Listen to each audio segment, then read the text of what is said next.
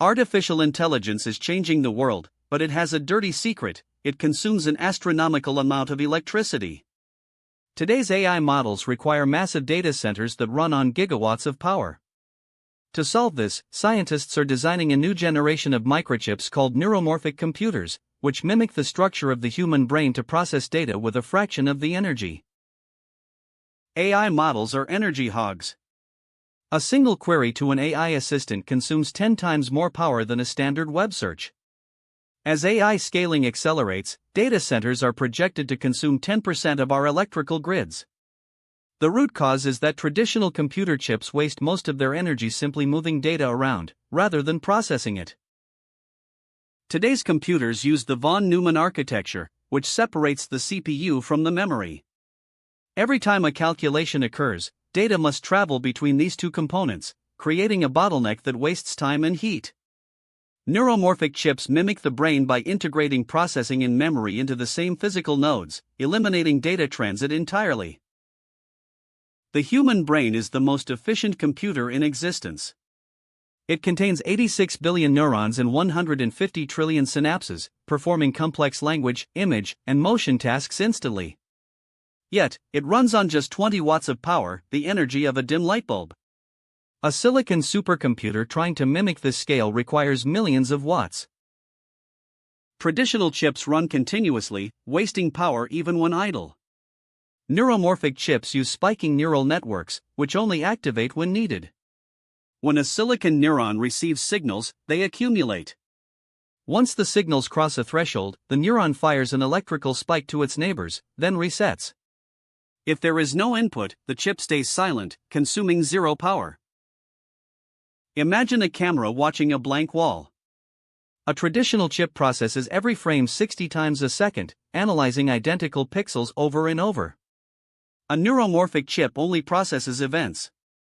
If a pixel doesn't change, its corresponding silicon neuron remains completely inactive.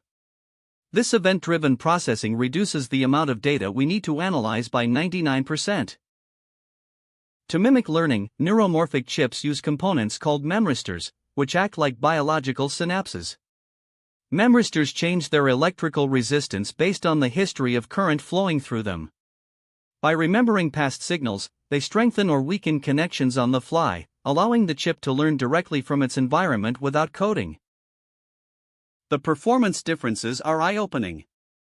A high-end AI GPU consumes 700 watts of power.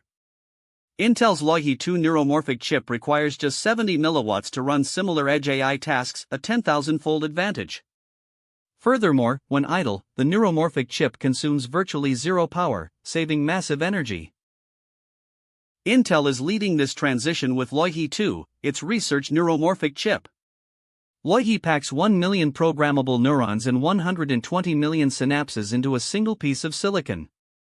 Researchers use it to control robotic limbs and navigate drones in real time, letting them react to sensory inputs with almost zero delay.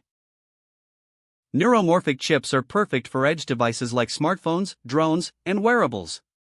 Because they require so little power, they can run complex object recognition locally on a small battery. This removes the need to send data to the cloud, securing user privacy and providing instant responses even without an internet connection.